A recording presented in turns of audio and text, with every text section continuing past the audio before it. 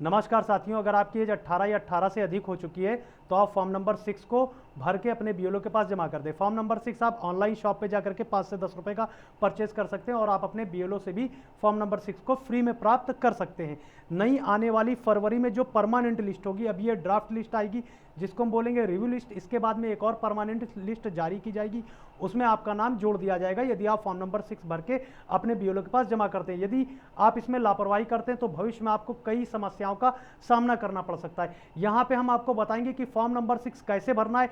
एक एक कॉलम को हम बहुत आसान तरीके से बताएंगे भरना। हमारे साथ में भरते चलेंगे तो कोई भी कॉलम आपका छूटेगा नहीं। उससे पहले आप समझ लें यहाँ पे पॉइंट कि अगर आपके माता पिता, दादा दादी या नाना नानी का नाम 2003 की लिस्ट में है तो आपको कौन से डॉक्यूमेंट चाहिए। आप अपने माता पिता जिनका भी नाम 2003 की लिस्ट में, जो आपके सगे संबंधी, जो हमने अभी रिलेशन बताए हैं, माता पिता, दादा दादी या नाना नानी, इनकी लिस्ट की डिटेल 2003 की भाग संख्या, क्रम संख्या, विधानसभा निर्वाचन क्षेत्र संख्या, नाम और इपिक नंबर, यदि उपलब्ध है इपिक नंबर तो इपिक नंबर भी नोट कर लेंगे और ये अपने पास सबसे पहले डेटा रखेंगे फॉर्म भरने के लिए। और आप अपना आधार कार्ड रखेंगे। यदि आपके किसी सगे संबंधी का नाम 2003 की लिस्ट में नहीं है तो आपको दो डॉक्यूमेंट रखने होंगे, एक अपना आधार कार्ड और उसके साथ में पासपोर्ट, या फिर इसके बाद में आपका हाई स्कूल का सर्टिफिकेट या जन्म प्रमाण पत्र या आपका मूल निवास प्रमाण पत्र। इससे संबंधित हमने टोटल 12 डॉक्यूमेंट बताए हैं, तो इसकी प्रतिलिपि आपको साथ में लगानी होगी फॉर्म के साथ में। किस तरीके से फॉर्म को भरना है, कोई भी पॉइंट छोड़ना नहीं है वरना आपका फॉर्म रिजेक्ट हो सकता है। तो यहाँ पे हम पूरा बिल्कुल स्टेप बाय स्टेप फॉर्म भरना बताएंगे, एक एक कॉलम भरेंगे और हमारे साथ में आप भरते चलेंगे तो फॉर्म भरने में कोई भी समस्या नहीं होगी। तो यहाँ पे ध्यान देना, ये फॉर्म नंबर 6 का प्रारूप दिया गया है कि इसी टाइप से आपको फॉर्म नंबर 6 प्रोवाइड कराया जाएगा। ये 2 प्रति में होगा, एक इस साइड में प्रति है, ठीक है। तो इस फॉर्म को भरना कैसे है, हमारे साथ में आप भरते चलेंगे तो बहुत आसान तरीके से फॉर्म भर जाएगा। अब यहाँ पे ध्यान देना है, संबंधी में जिन महिलाओं की मैरिज हो चुकी है और उनकी एज अब 18 प्लस हुई है और उनका लिस्ट में नाम नहीं था, वो भी फॉर्म नंबर 6 भर रही हैं, तो संबंधी में वो अपने हस्बैंड का नाम डालेंगी। अगर उनके हस्बैंड का नाम 2003 की लिस्ट में है तो वो अपने हस्बैंड का नाम डालेंगे और साथ में माता पिता का नाम कहाँ पर भरना होगा ये भी हम बिल्कुल पॉइंट टू पॉइंट क्लियर करेंगे, ठीक है। तो यहाँ पे अच्छे से समझना है। सबसे पहले आप जिस क्षेत्र में रह रहे हैं उस क्षेत्र की विधानसभा निर्वाचन क्षेत्र संख्या, जिस क्षेत्र में आप रह रहे हैं उस क्षेत्र की विधानसभा निर्वाचन क्षेत्र संख्या डालेंगे और विधानसभा का नाम यहां पर डालेंगे, विधानसभा का नाम यहां पर डालेंगे। या फिर आप संसदीय निर्वाचन क्षेत्र संख्या डाल सकते हैं और वो नाम डाल सकते हैं, इनमें से कोई एक भरना है आपको। संसदीय निर्वाचन क्षेत्र संख्या भरेंगे या विधानसभा निर्वाचन क्षेत्र संख्या कोई एक भरेंगे, क्योंकि दोनों की एक ही लिस्ट बनाई जा रही है। विधानसभा निर्वाचन क्षेत्र संख्या या संसदीय क्षेत्र संख्या दोनों को मिलाकर के एक ही लिस्ट बनाई जा रही है। अब इसके बाद में आपको अपनी डिटेल भरनी है, तो डिटेल किसके अनुसार भरेंगे, जो आप अपने पास डॉक्यूमेंट रखेंगे या हाई स्कूल की मार्कशीट साथ में रख रहे हैं, आधार कार्ड के साथ में जो सेम डॉक्यूमेंट होंगे वही आप अपने पास में रखेंगे, ठीक है, जिनमें डिटेल सेम एक जैसी हो।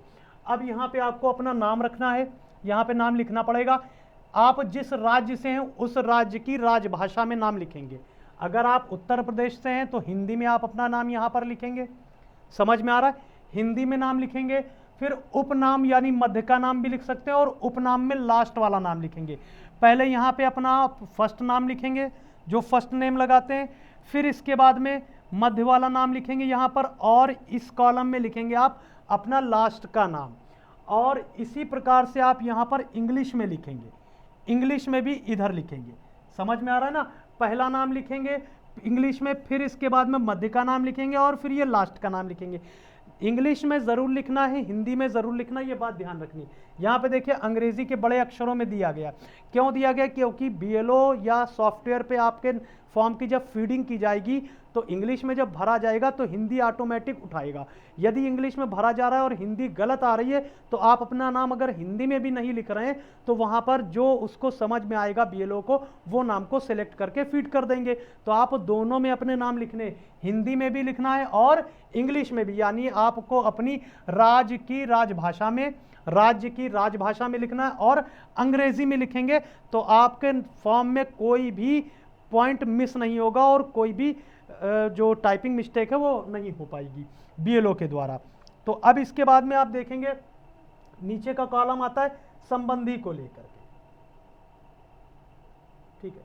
यहां पे देखेंगे संबंधी में से किसी एक का नाम, संबंधी में यदि आपका नाम 2000, आपके संबंधी में जिनका नाम 2003 की लिस्ट में है, पिता या माता, पति या पत्नी, उनमें से किसी एक की डिटेल भरेंगे। मैरिज हो चुकी है लेडीज की, किसी फीमेल कैंडिडेट की मैरिज हो चुकी है तो वो अपने पति का यहाँ पर डिटेल दे सकती है, अपने पति की डिटेल दे सकती है, ठीक है। जिसकी मैरिज हो चुकी है फीमेल कैंडिडेट की तो वो अपने पति की डिटेल दे सकती है, और पिता की भी डिटेल दे सकती है, माता की भी डिटेल दे सकती है। लेकिन मैरिज हो चुकी फीमेल कैंडिडेट को अपने पति की डिटेल देना ज़्यादा सही रहेगा, क्योंकि लिस्ट में उसी के अनुसार आगे प्रक्रिया जारी रहेगी, ठीक है। तो इसके बाद में अब यहाँ पे ध्यान देना है, संबंधी का नाम यहाँ पर लिखेंगे। इसके बाद में इसमें अंग्रेजी में नाम लिखेंगे संबंधी का, और यहाँ पे ध्यान देना है थर्ड जेंडर वाले या अनाथ व्यक्ति, थर्ड जेंडर वाले या अनाथ जिनकी एज 18 प्लस हो चुकी है, वो यहाँ इस कॉलम को टिक करेंगे। इस कॉलम को टिक करने के बाद वो अपने गुरु का नाम, जिस आश्रम में वो रह रहे हैं वो अपने गुरु का नाम लिखेंगे यहाँ पर। समझ में आ रहा है? या थर्ड जेंडर के लिए है ये, अनाथ के लिए, इस कॉलम को टिक करेंगे और यहाँ पर क्या लिखेंगे, उनका नाम लिखेंगे जो इनके अभिभावक हैं या कह सकते गुरु, ठीक है, जिन्होंने पालन पोषण किया है उनका नाम लिखेंगे। फिर यहाँ पर इंग्लिश में उनका नाम लिखेंगे, जैसा लिखेंगे वैसा ही फीड किया जाएगा सॉफ्टवेयर में।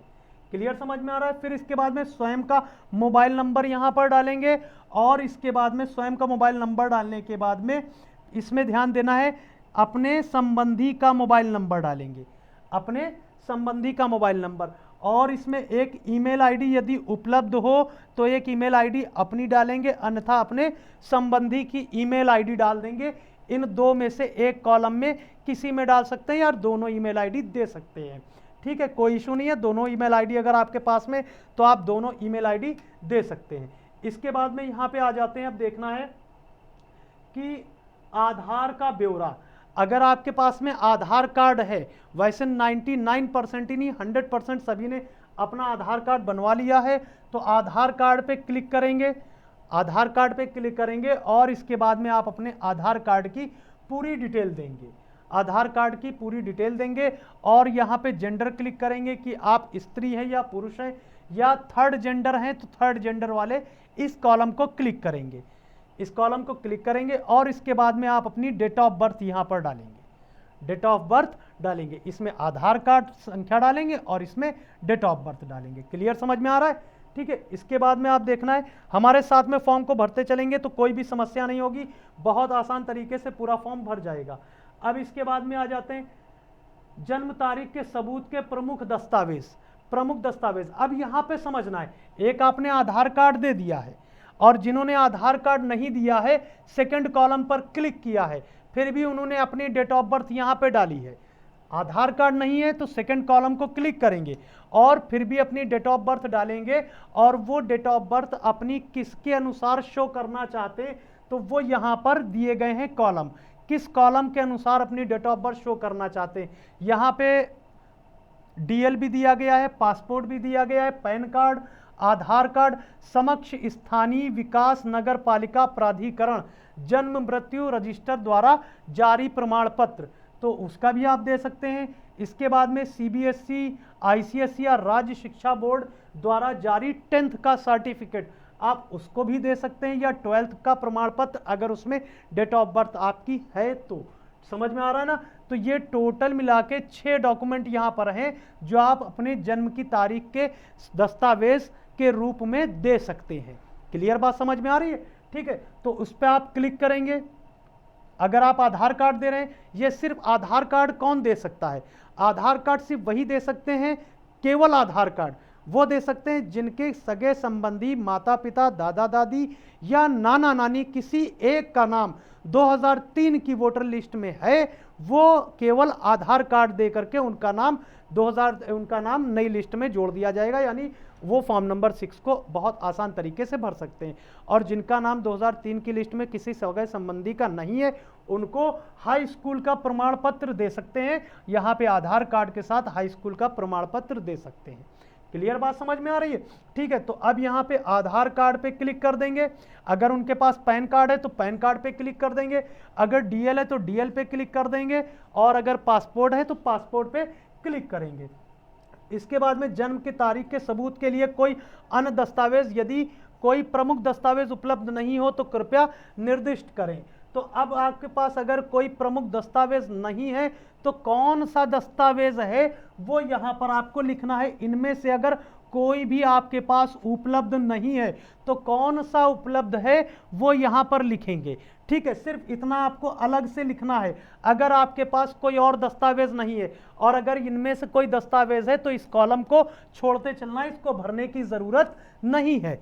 अगर आपके पास में इनमें से कोई दस्तावेज हैं, आधार कार्ड भी है और इनमें से कोई एक दस्तावेज भी है, तो आपको ये कॉलम भरने की ज़रूरत नहीं है, इसको आप छोड़ देंगे। इसके बाद में आपको ये कॉलम ज़रूर भरना है। वर्तमान साधारण निवास पूरा पता, मकान, भवन, अपार्टमेंट संख्या, मकान नंबर डालेंगे, नगर या गांव का नाम, आप नगर से तो नगर का नाम डालेंगे, पिन कोड डालेंगे, डिस्ट्रिक्ट यहाँ पर डालेंगे, गली क्षेत्र, स्थानीय क्षेत्र, मोहल्ले का नाम डालेंगे। फिर इसके बाद में डाकघर आपका कौन सा लगता है, पोस्ट आपकी कौन सी लगती है, तहसील कौन सी है और राज्य क्या है आपका, वो राज्य का नाम यहाँ पर डालेंगे। तो ये क्लियर समझ में आ रहा है? तो इस प्रकार से आपका फर्स्ट पेज पूरा कंप्लीट हो जाएगा। अब इसके बाद में हम आ जाते हैं सेकेंड पेज पर। हमारे साथ में भरते चलेंगे आप तो बहुत आसान तरीके से फॉर्म भर जाएगा।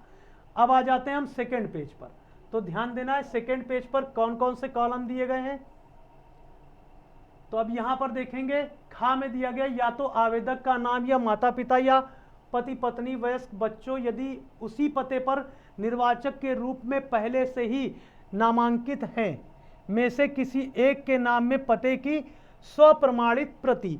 अगर आपका नाम आधार कार्ड भी नहीं है, कुछ भी नहीं है, तो आप अपने माता पिता, पति पत्नी या वयस्क बच्चों में से किसी एक का जो नामांकित पहले से ही नामांकित है में से किसी एक नाम के पते की स्वप्रमाणित प्रति साथ में फॉर्म के संलग्न करेंगे, फॉर्म के साथ में संलग्न करेंगे।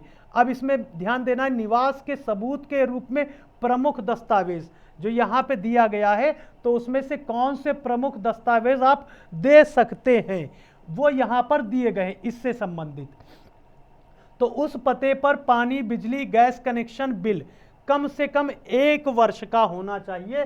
तो आप अगर आपके पास में ये है तो आप दे सकते हैं, इसमें से एक की प्रति दे सकते हैं कोई। फिर इसके बाद में अगर ये भी नहीं है तो राष्ट्रीय अनुसूचित बैंक डाकघर की वर्तमान पासबुक, ठीक है, या राष्ट्रीय बैंक डाकघर की वर्तमान पासबुक दे सकते हैं। तो अगर आपके पास पहले ऑप्शन नहीं है तो सेकेंड ऑप्शन का आप डॉक्यूमेंट दे सकते हैं। सेकेंड ऑप्शन नहीं है तो राजस्व विभाग का भूमि स्वामित्व अभिलेख जिसमें किसान बही भी है, तो उससे संबंधित आप डॉक्यूमेंट अपना दे सकते हैं। रजिस्ट्रीकृत किराया पट्टा विलेख, किराया पट्टा यानी आप जो है उससे किरायानामा जो बनवाते हैं जहां पे आप रह रहे हैं, तो उससे संबंधित आप दे सकते हैं।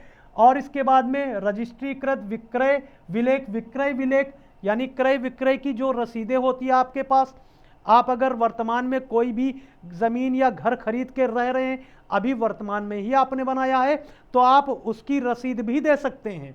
और इसके बाद में अगर आपके पास में आधार कार्ड है तो आप आधार कार्ड की प्रति संलग्न कर सकते हैं यानी फोटोकॉपी, और अगर आपके पास में पासपोर्ट है तो आप पासपोर्ट की फोटोकॉपी संलग्न कर सकते हैं। इसके बाद में ध्यान देना है सेकंड निवास के सबूत के लिए कोई अन्य दस्तावेज, यदि प्रमुख दस्तावेजों में से यानी ये जो दिए गए इन दस्तावेजों में से नहीं है तो कृपया आप निर्दिष्ट करें। अगर आपके पास इनमें से कोई दस्तावेज नहीं है तो आप यहाँ पे लिखें कि आपके पास कौन कौन से दस्तावेज है। जब आपके पास इसमें से कोई दस्तावेज नहीं होगा तो आप यहाँ पर लिखेंगे और लिखने के बाद उसकी फोटोकॉपी आप फॉर्म के साथ संलग्न करेंगे। क्लियर समझ में आ रहा है? ठीक है, अब इसके बाद में हम आ जाते हैं नेक्स्ट नीचे के कॉलम में देखेंगे तो इसमें दिव्यांगता का प्रवर्ग यदि कोई हो, दिव्यांगता यानी विकलांग हैं यानी चलित में या दृष्टि में या मूक बाधिर यानी बोलने में तो उसका अगर आपके पास में सर्टिफिकेट है तो वो आप सर्टिफिकेट लगा सकते हैं और उसका यहाँ पर आप वर्णन करेंगे और इसके बाद में परसेंटेज भी लिखेंगे। प्रमाण पत्र की फोटोकॉपी भी आप साथ में लगाएंगे, प्रमाण पत्र की फोटोकॉपी भी लगाएंगे। ये कंपलसरी नहीं है, वैकल्पिक है, ठीक है। जिसके पास है वो लगा सकता है, जिसके पास नहीं है उनको लगाने की जरूरत नहीं है। इस कॉलम को आप छोड़ देंगे, इस कॉलम को छोड़ देंगे, तो इसको भरने की जरूरत नहीं है। बात समझ में आ रही है। अब इसके बाद में देखना है यहाँ पे, इसके बाद में अब कॉलम कौन सा यहाँ पर बचा हुआ है, बहुत आसान तरीके से पूरा फॉर्म भर सकते हैं। अब इसके बाद में देखना है मेरे परिवार के सदस्यों जिनके नाम वर्तमान पते पर निर्वाचक नामावली में पहले से ही सम्मिलित हैं और उनके साथ वर्तमान में रह रहा हूं के बारे में के ब्यौरा निम्नानुसार देंगे। जिनके साथ आप रह रहे हैं और उनका नाम पहले से ही लिस्ट में है तो उनसे संबंधित पूरा ब्यौरा देंगे। सदस्य का नाम यहाँ पर लिखेंगे और इसके बाद में आवेदक के साथ संबंध लिखेंगे। उनका यहाँ पर निर्वाचन जो पहचान पत्र है, निर्वाचक पहचान पत्र, तो उस पहचान पत्र की संख्या यहाँ पर लिखेंगे, पहचान पत्र की संख्या लिख देंगे और उसके नीचे आप भाग संख्या, क्रम संख्या, ये सभी आप लिख सकते हैं उसमें, ठीक है। इसके बाद में यहाँ पे आ जाता है आपका घोषणा पत्र। इसको भरना बहुत ज़रूरी है, घोषणा पत्र भरना बहुत ज़रूरी है कि मैं घोषणा करता हूँ कि अपने सर्वोत्तम ज्ञान और विश्वास के अनुसार मैं भारत का नागरिक हूँ और मेरे जन्म का स्थान, तो आप यहाँ पे जन्म स्थान जो आपका है वो यहाँ पर जन्म स्थान लिखेंगे। ग्राम या शहर का आप नाम लिखेंगे, जिस ग्राम या शहर से आप रह रहे हैं वहाँ का नाम लिखेंगे। फिर आप अपने डिस्ट्रिक्ट का नाम लिखेंगे यहाँ पर। राज्य क्षेत्र, अपने स्टेट का नाम आप लिखेंगे, राज्य क्षेत्र, इस स्टेट का नाम लिख देंगे साथ में और इसके बाद में यहाँ पे कंप्लीट हो जाएगा। फिर इसके बाद में दिए गए पते वाले स्थान में कब से रह रहे हैं, कब से रह रहे हैं यहाँ पर वो डेट लिखेंगे आप, डेट मंथ ईयर साथ में पूरा लिख देंगे। केवल मंथ और वर्ष भी लिख सकते हैं, मास और वर्ष का वर्णन करें, डेट नहीं लिखना है, मंथ और वर्ष लिख देना है। फिर इसके बाद में यहाँ पे देखना है कि मैं निर्वाचक नामावली में सम्मिलित किए जाने के लिए पहली बार आवेदन कर रहा हूँ और क्योंकि पहली बार नाम 6 नंबर फॉर्म जुड़वाना है तो पहली बार आवेदन कर रहे हैं और किसी विधानसभा निर्वाचन क्षेत्र या संसदीय निर्वाचक क्षेत्र के लिए मेरा नाम पहले से ही सम्मिलित नहीं है, सम्मिलित नहीं किया गया है। मेरे पास ऊपर 7 खा फर्स्ट में उल्लिखित जन्म तारीख, आयु सबूत के प्रमुख दस्तावेजों में से कोई भी दस्तावेज नहीं है, अतः मैं सबूत के समर्थन में, तो इसको छोड़ देंगे। अगर आप दस्तावेज दे चुके हैं तो इस कॉलम को आप छोड़ देंगे, इस कॉलम को आप छोड़ देंगे। और जो आपने दस्तावेज दिया है तो यहाँ पर आप अगर आधार कार्ड पैन कार्ड दिया तो आधार कार्ड या पैन कार्ड दे देंगे, वरना अगर आप पूरी डिटेल दे चुके हैं तो इस कॉलम को आप छोड़ देंगे। तो क्लियर समझ में आया है। क्वेश्चन भी कर सकते हैं कमेंट में, सभी का क्वेश्चन का हम जवाब देते रहेंगे। कोई भी समस्या आए तो जवाब सभी को देते रहेंगे। इसके बाद में आप यहाँ पर डेट डालेंगे, जिस डेट में आप फॉर्म भर रहे हैं वो यहाँ पर डेट डालेंगे और स्थान डालेंगे। अब यहाँ पे ध्यान देना, जो इम्पोर्टेंट है, आपको अपने सिग्नेचर बिल्कुल साफ साफ यहाँ पर साइन करने हैं, अपने साइन बिल्कुल क्लियर करने हैं यहाँ पे, ठीक है, साइन बिल्कुल क्लियर करने हैं, ये बात ध्यान रखनी है,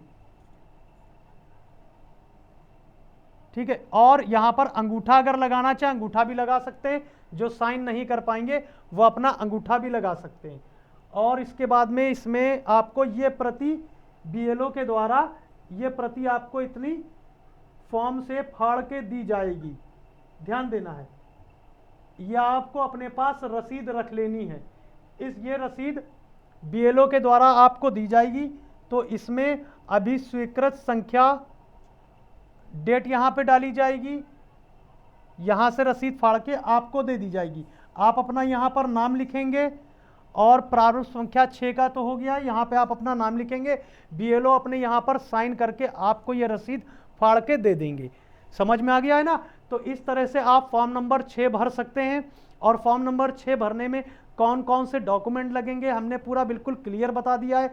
अगर ये वीडियो अच्छी समझ में आई हो, अच्छी लगी हो, तो आप अपने सगे संबंधियों को भी शेयर करें ताकि वो भी फॉर्म नंबर 6 बहुत आसान तरीके से भर सके। कोई भी क्वेश्चन अगर आ रहा हो फॉर्म भरते समय तो आप कमेंट करें और हमारे व्हाट्सएप नंबर पर भी मैसेज कर सकते हैं और हमें कॉल भी कर सकते हैं, जिसका हम आपको कंटिन्यू जवाब देते रहेंगे, सारी समस्याओं का हम समाधान करते रहेंगे।